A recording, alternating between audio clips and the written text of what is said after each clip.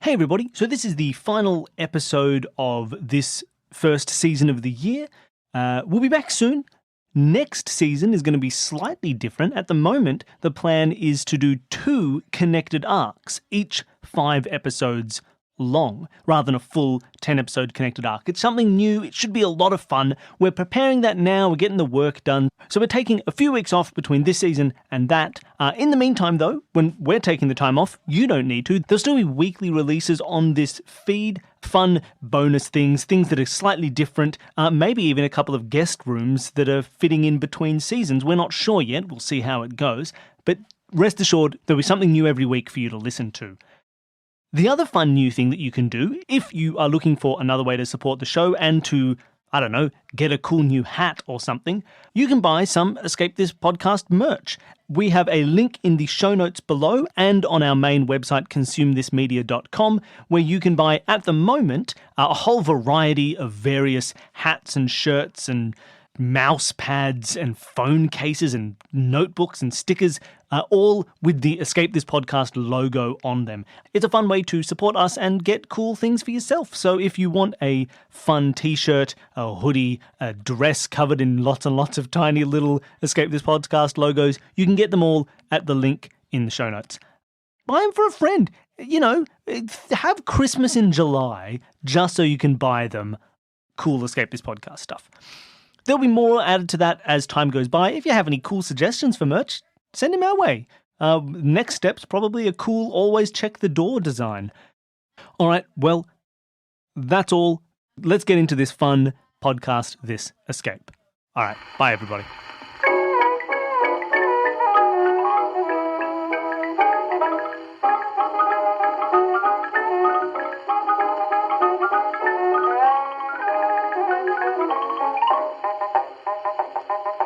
Welcome to Podcast This Escape, the podcast where we talk about the escape room we escaped from in the previous episode of this podcast. You did it! Eden Campo, congratulations! You made it! You stopped the arsonist! You got piles of doubloons out of it. So many doubloons! Love it. Mate, can I just say that was absolutely amazing. That was thank you so much for putting that together. That was a blast. Like, I haven't had so much fun, like, dealing with an arsonist before. It was so good. I've dealt with a lot of arsonists. Normally it's all doom and gloom, but that was quite whimsical. Yeah, that was great. That was fun. That was so good fun. It was lovely to have you. You guys both did really well getting through it. I'm really interested to talk about later, but I want to talk about one fundamental, like, I think there's like one learned skill that people get where they do a bunch of escape rooms. And I think it made like the difference between like the playtest and your version of this. I'll get to it later. Okay. It's just an interesting thing, but I think you guys did really ignoring well. a fundamental clue and then trying to say that Eden did that. Yes. In my head, so that was so wild because you're like, Because we knew, and you said that. yeah, and you said like, oh, I've started listing those suburbs, but obviously it's just about the red houses.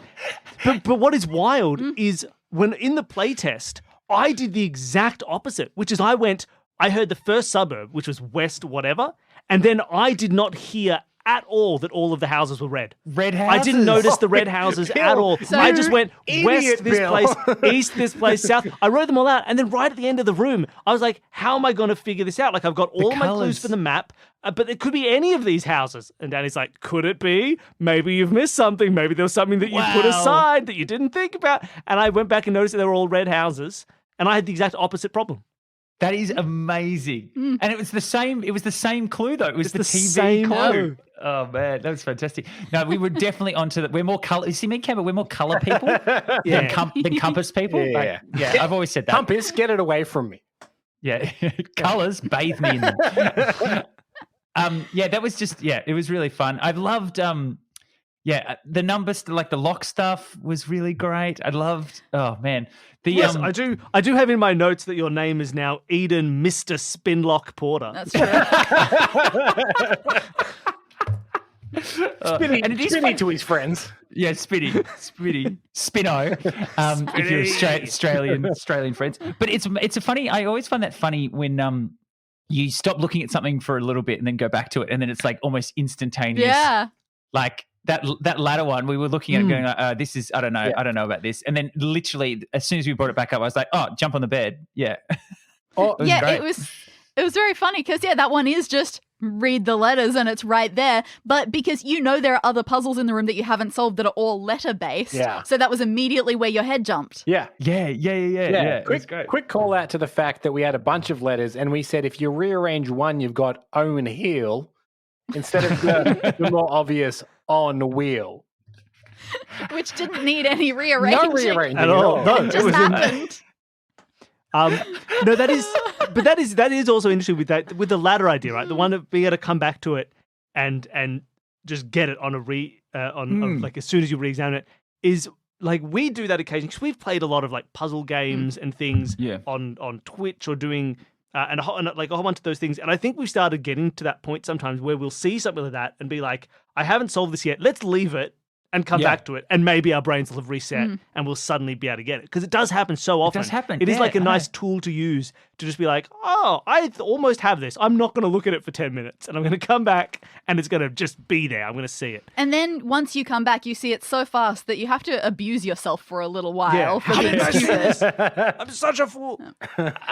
So good. I would say my favorite character was the theater attendant that helped us on the foreign. Yeah, I think 10 points. Yeah, 10 points to the theatre attendant there. We'll split the balloons with her. She's still on hold somewhere. So what was on the ladder? What did you find on the ladder? Tell me. And then she's like, I'll go back to my house. I live between the school and the shops in the red house. I hope no one's burning it. Oh, great. Was there any puzzle, like you mentioned a few already, was there any particular one where you felt smart and glowingly rewarded once you had done it? You felt really good about yourself. Oh, mate. So I think when we got when the chairs clipped back, and we were like, boom, we both like, immediately knew for some reason it was the spin dial. Yes. Oh yeah. Just love that. Incidentally, That was really good. Thank you so much for your hesitation with pressing the alarm button because it still would have been fine, but you hadn't actually looked at the couches yet. So you just would have seen them for the first time in these weird, awkward positions as opposed to getting the change. And it's fine for that to happen, but I'm very glad that it worked out that way. To see it the appropriate way. Billy in the playtest never looked at the poll. Yes, I didn't know the poll was closed off before I did that. Before he the thing solved that the opened it. directions So Danny thing. was like, "Oh, you pressed all the buttons," and the poll thing opens up. And I was like, "Oh, I guess it was closed." Presumably, All right. Bill, you were like we were last week, saving the poll for the end for the celebration. Yeah, exactly. I didn't want to do it. I didn't want to look at it. I will say, actually, in terms of things that like make you come off as smart or that you should feel proud about, I think Cambo, I was very impressed with the swiftness with which you saw the phonetic alphabet in that that's true. note. Oh, yeah, that's right. You were just like, yanked. That's Yankee. All right. You got that straight away. I was very impressed. That was instantaneous. Well, that's from my other life driving long haul trucks along the coast of Australia. Sure. Did you just know that straight away, Campbell? Yeah, and I don't know why. I don't know why that so instantly. It was actually Romeo that set it off for some reason. Opposite name. Yeah. So Once I had Romeo. Romeo, and then I looked up, and there was Alpha. That's and then what it's just like golf and whiskey. It is interesting the ones that make that, because I think when I did it, I started from the beginning. I saw golf, and I went, "Oh, golf." For some reason, I immediately went NATO phonetic alphabet. Just the word golf. Really, I was like, that's it. Golf.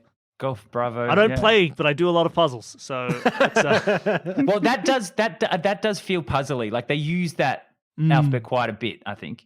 And it's one of those things where when you recognize if you do know the native phonetic alphabet, recognizing those words, it becomes pretty quick to see what's happening. But if you don't know the phonetic alphabet, it's still doable because it's just the first letters of them. That's also true. Yes, So that's true. why it fits in nicely. It rewards the different knowledge levels. Mm.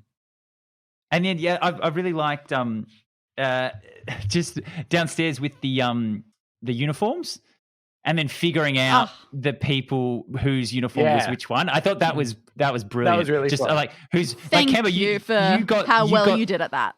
That was camp. Like you got the worn pockets, Yep. like boom, straight away as well. Appreciate that a lot. Now, I think Yeah. one thing that maybe didn't get noted appreciably in that one was that the cleaner for the week was Neil. Yeah, you Yeah. you definitely got Yeah. that. But yeah, I don't think it it got sort of mentioned went very unsaid. explicitly to the audience because, it was the metho made Yep. you think, well, this is Neil. But Yeah, then it's also, yeah. well, that's also the cleaner.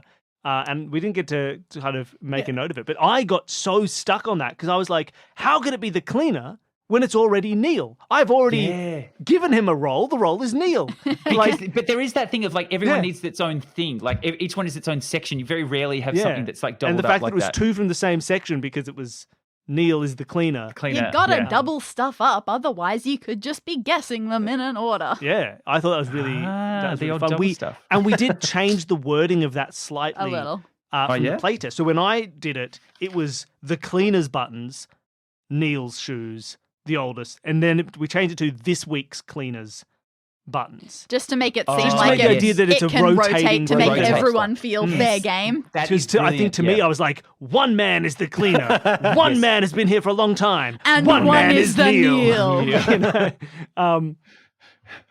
And so we I think I don't know if that would have made a difference to you, but it would have made it to me. So we changed it up a little bit and added No, that little even bit of- even you just saying it then, like the cleaner does make you think that there is like a little janitor cleaner, Yeah. like guy, like it does. I'm the cleaner. yeah. But I like that.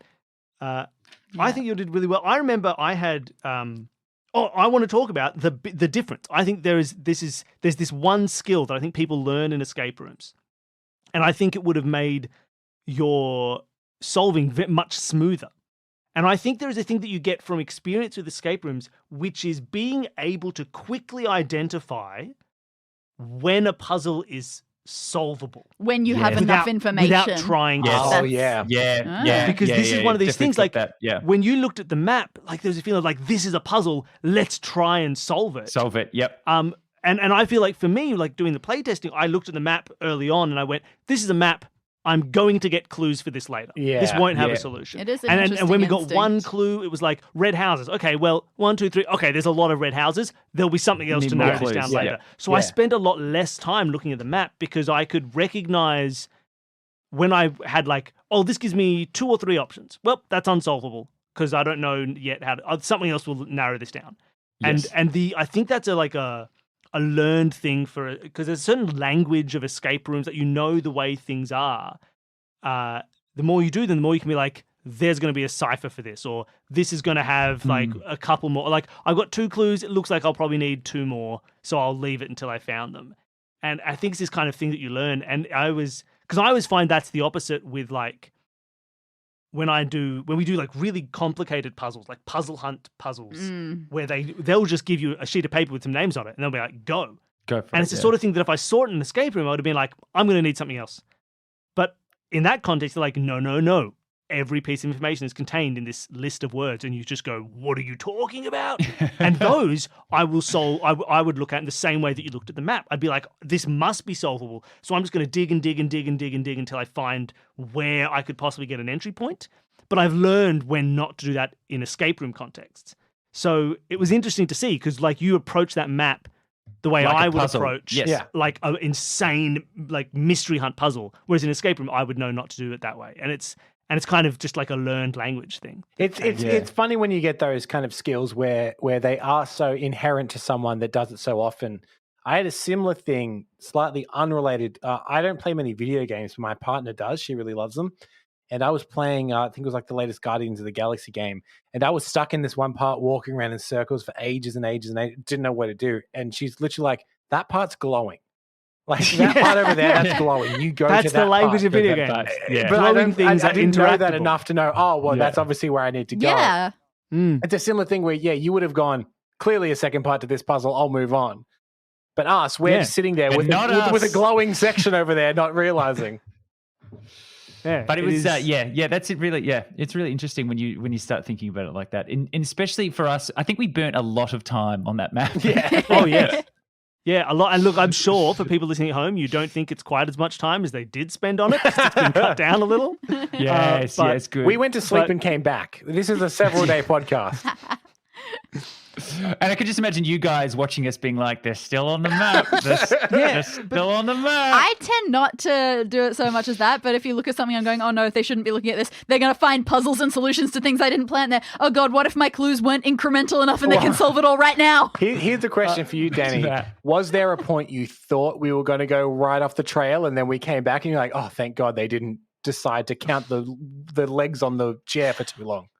No, look, anytime you started counting numbers of houses and I went, oh no, the only way that's relevant is for the odd number of houses clue, which they're not going to get for ages. Yeah. Oh no, they're going to count things. And as soon as counting stuff comes in, you start to worry because like I knew that there were 7 previous victims and that was basically the only important number in the room, which means that if I've accidentally put a 7 somewhere else, then that makes connections happen. Like even then you said there were 8 little lines on the spinny lock and I just threw away for no reason, said that the receptionist chair had 8 legs You to said be that funny. chair had 8 legs. I was so worried that they were going to get stuck on that forever.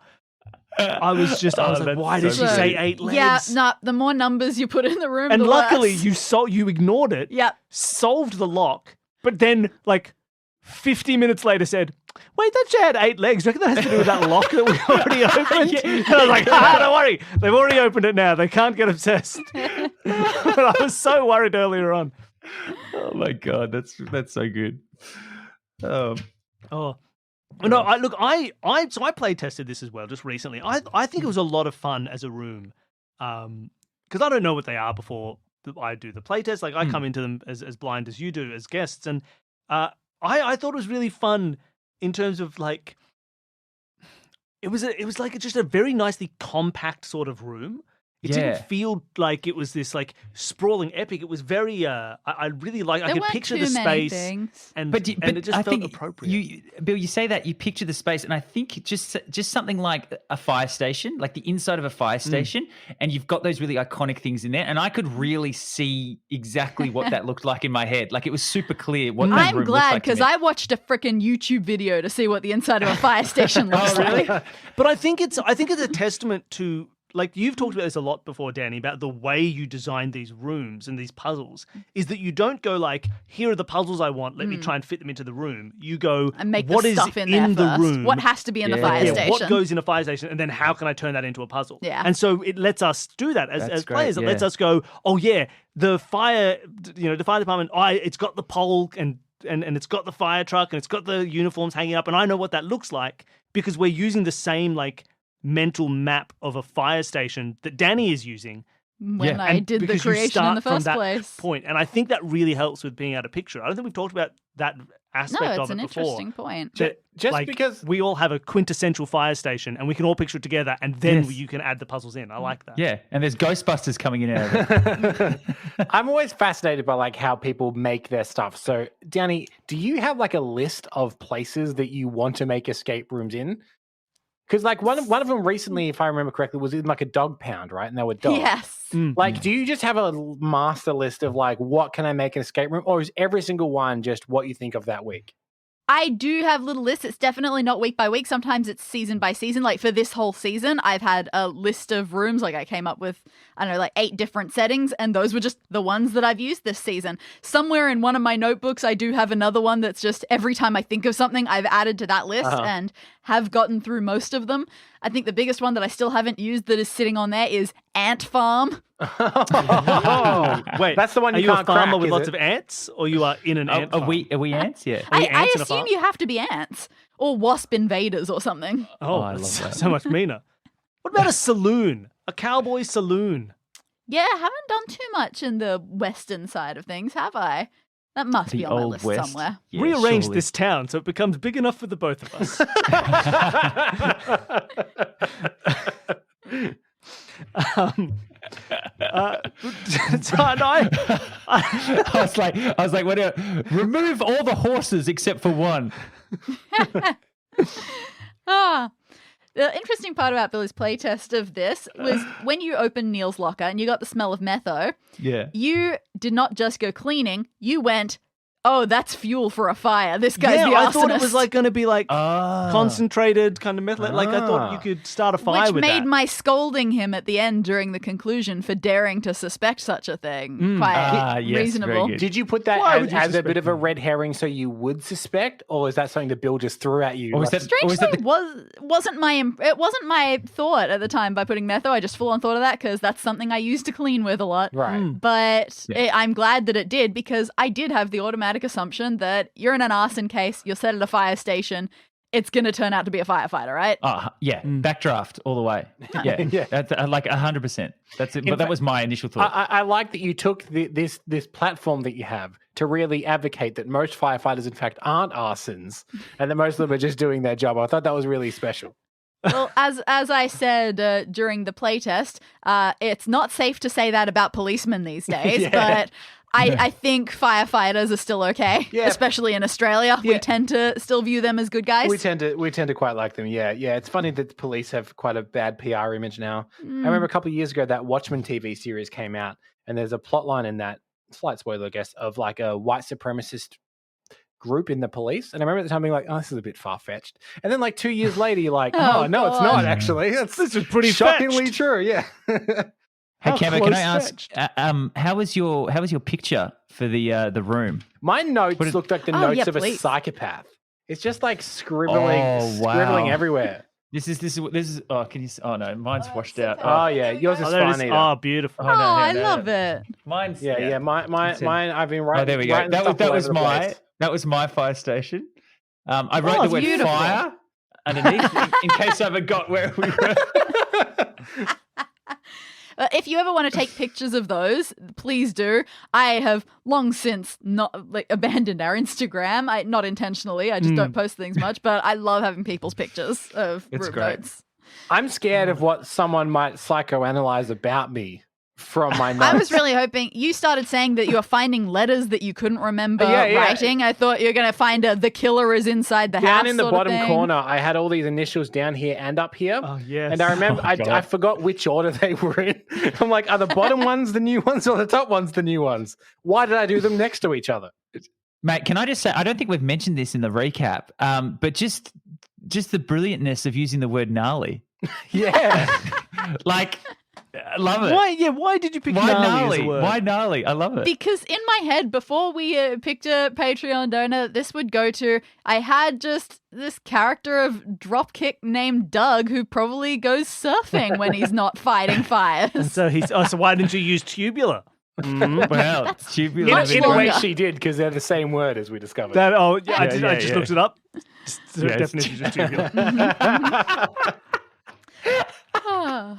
Oh, But my yeah, God. so thank you to Patreon donor Neil for taking Doug's place. yes. I prefer Neil, if you don't mind me saying. I thought Doug never would have been as good as Neil. No, Neil's the cleaner of the week. Yeah. Cleaner of the week. What's the most degrading job you've given to a Patreon donor in a game? Horse. No, you both wait. instantly knew it. Said instantly. Someone has been a boat. Is that worse? Someone has been a statue. Someone has been a See, I statue. feel like a boat and a Amazing. statue have prestige to them. Yeah, it's the horse. And A it was an horse. angry horse too. Yeah. It wasn't a very Oh. helpful horse. It was an angry horse. Just a mean horse. Animals tend to get priority in a lot. I have a lot more rooms with animals than with people. Love it. Oh, God, that's great, mate. That was just fun. That was Yeah. just, Yeah, it was- the and- definition of fun. Hey, how timing wise are we? I felt like we went for Yeah, yeah. that. There was, Yeah. there Oh, was a we bit went long. for It was getting ages, but luckily other people don't get their plays recorded of these things, so you have no one to compare to except for Billy. And I cheated Oh. by doing so many of these. So I do it every 2 weeks. And as Yeah. someone that also has to edit a lot of like what can be quite unwieldy long sessions of podcast, I do feel for you, Bill. When I saw we ticked over the 2 hour mark in our raw recording, I don't know what the edit turned out to be. I was like, oh no, he's got to get this out soon. I felt bad. I honestly felt bad. It's fine. Because I just remember when we do cancel movie report, I'm like, we're always like, let's keep it to an hour. Let's get to an hour. And we're doing it. It starts ticking over the hour mark. We're like, Oh my god. When we were on, I swear we took many, many hours. The magic of editing. Oh dear. Magic of editing. But it's also true. Like, I think there's a thing that happens with these as well, where like sometimes you're just having a good time, and the episode just keeps going. Can I say 100% right? How many of those Margaret the Firsts are going to stay in? Oh, I mean, all of them. Everyone has to listen to that. who knows whether it remains in the edit, but what a riff we had on local phone numbers. Oh, I know. You know, you just think it's gold. Even if it doesn't stay in the episode, it's good for the vibes. It's great vibes. It's good for the feel. You hit the nail on the head there. When you're just having fun, you're just in it, and you just I'm not there going, oh my God, I have to do this. We're running it. Like, this is ridiculous. It's just, you're just having fun. Yeah. Like, that's the best thing about it. It's really Not really speaking of. So how did this experience compare to the real world physical escape rooms you've done? Cambo especially, this is number 3. Yeah, and Where- you guys were there, so that's very familiar for me. Mm-hmm. Now, But we were two out of the three- semi-antagonistic. 2 of the 3 I've been to involve you two, so you're a big component to escape rooms for me. I feel like maybe I'm throwing shade at the ones I've been to, but I feel like this had more like sophisticated, interesting puzzles than some of the ones I've been to, Ooh. which are just like, I don't know, find a key somewhere. But it's also true that I think you can get away with puzzles that are more simple sometimes in a physical room, because finding a key in a physical room That can feel rewarding. can feel very fun to physically do. It's a little harder to sell, like, oh, you open a box and it feels very impressive to open, and it looks really good. Trust me, I'm describing the box. It looks like it's good. Like, when you're in a physical escape room, sometimes you can get a huge amount of joy from something that in an audio one would feel like you're phoning it in, because you've built beautiful props and put it in a cool place and made the whole thing feel like a great moment of taking a key out of a box. Yeah, like even in this, there are some moments that are fun. In this one, imagine if there were a real physical escape room where you got to use a fire extinguisher. Yeah. That you would remember that forever. Was it one of your guests recently that talked about having to smash something at the end of escape room? Yes. Yes. See, I would never have done it. In a million Right? years, I never would have It's smashed so a statue. right. Uh-huh. Yeah, at the end, Yeah, they had to smash like it was at the bust or something, and there was like a key Yeah, inside statue. the You bust. smash the No statue open. way. And then It's he said, terrifying. yeah.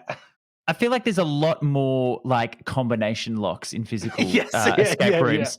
And And that becomes a thing. It's just like, just figure out the 4 numbers, and that's what you got to do, and then you get the next 4 numbers. But yeah, doing something like this, you've really got you can do a lot more. And I really liked like the immersiveness of the narrative in it and being taken on a journey and story. That's what you don't get. Like, I feel like in that sort of same level, like I really felt like we were trying to stop this arsonist. It was escape great. room people are always talking about the best ways to incorporate story and how much are people there for the story versus the puzzles. And it's just a constant discussion.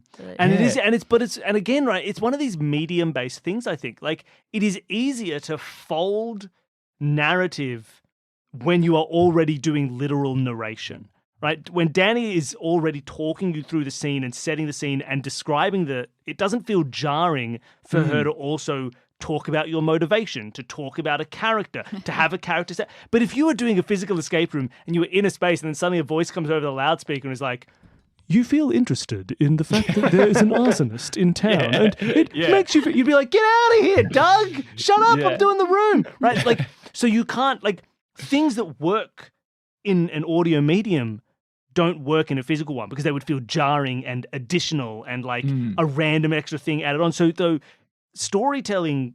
I feel like we have advantages in this medium because it is like you're reading a book. 100%. It's immersive the way a book is, but it's also can deliver narrative like a book does. I wonder if we have, this entire time, we've talked about this a few times, and I wonder if we've been dismissing, like, possibly one of the more obvious things for it is that we don't have a time limit. That's also true. Yeah. So people can Thank sit God and for bask us. and think and chat about what's going on. And I've also, that is, the discussion thing is great because even like, I remember being so impressed by the decision making when we were doing Lab Rat in LA, which is a fantastic room. It's one of the best rooms in LA. It's brilliant, but it has a very pointed moment of being like, hey, there's like a cutscene happening, like a video kind of thing to watch while you're solving this puzzle, or like after you've solved a puzzle, a video plays, and it is the most immersive use of video I've ever seen in an escape room.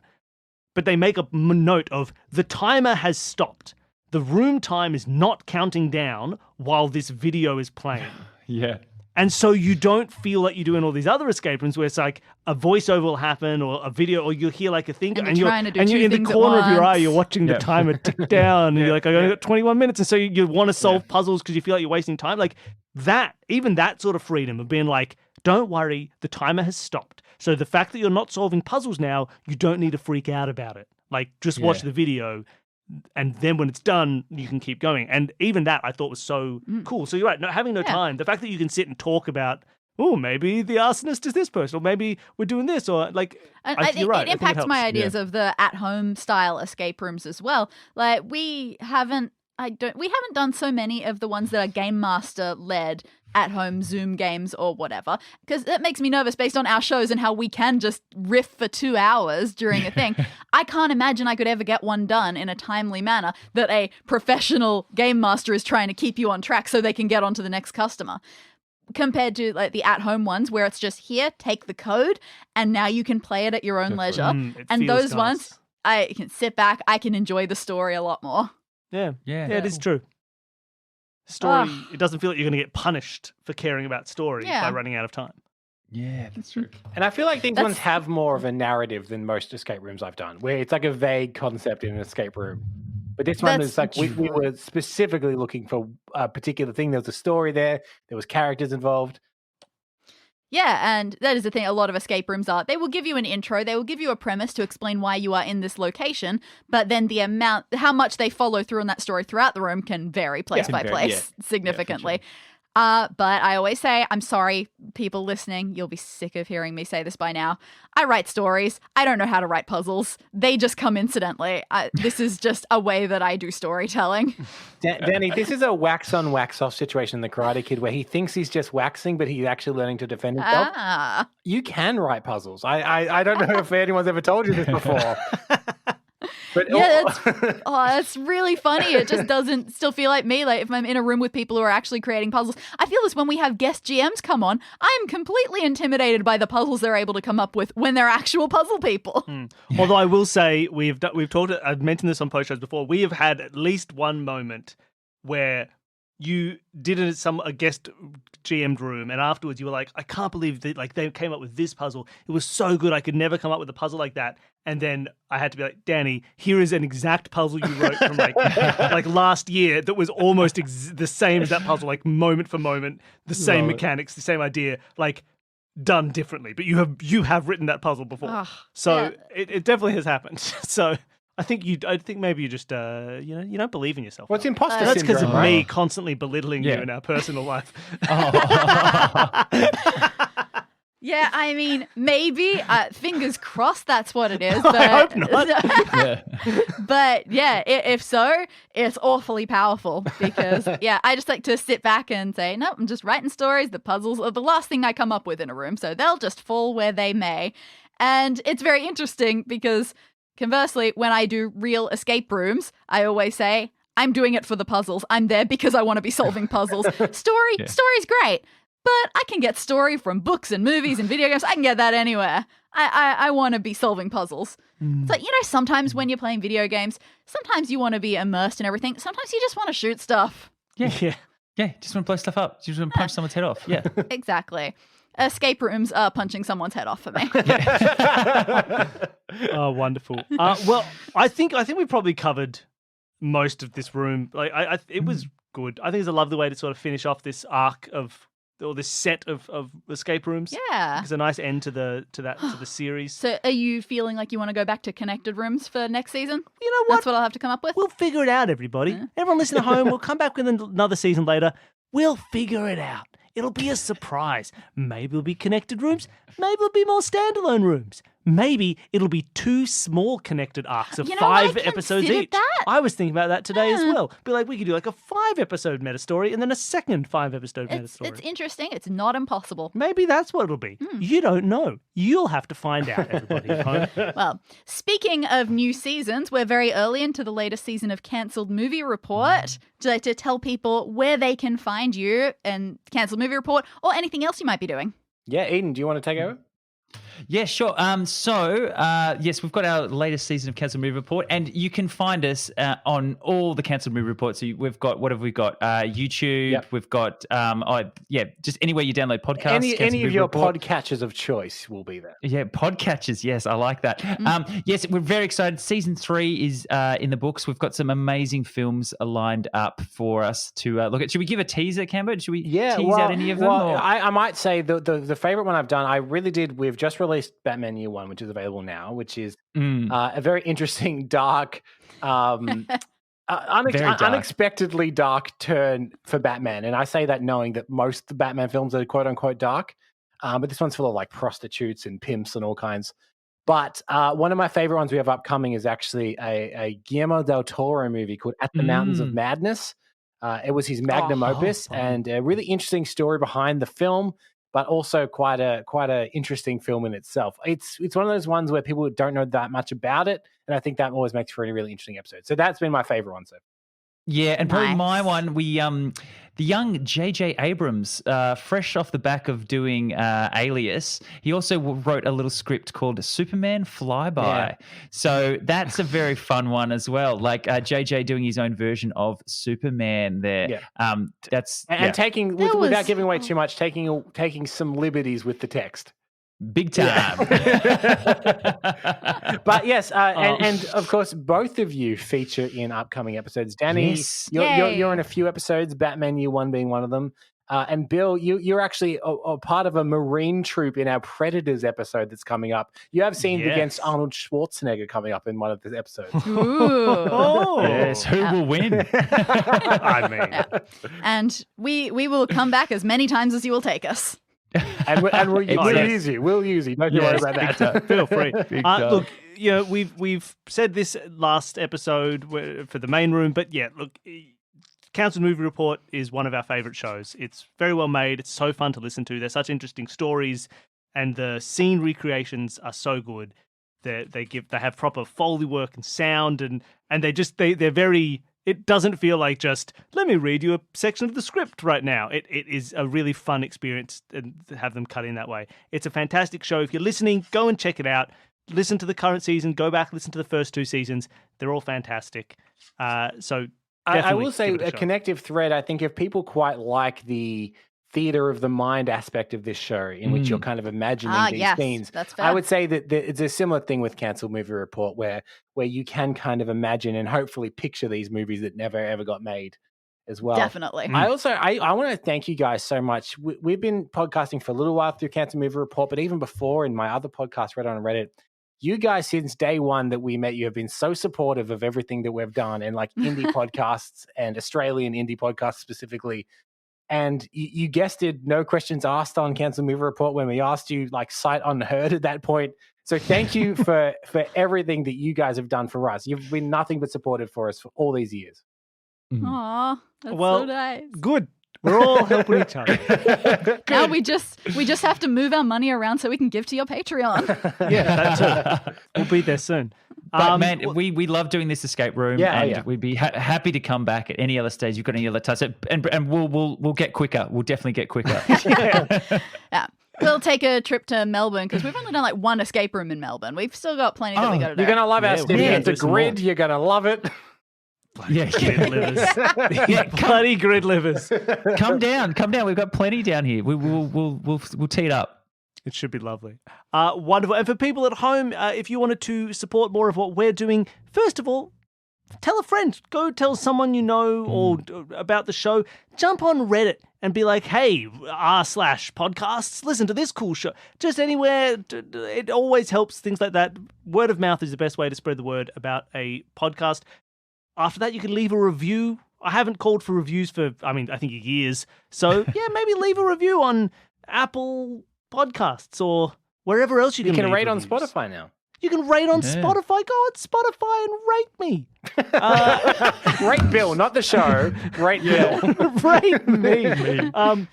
And then the most tangible support that you can give is to sign up for the Patreon. The Patreon is where anybody who wants to support this show or other shows like Solve This Murder can support us and help keep this little network of shows that we make going.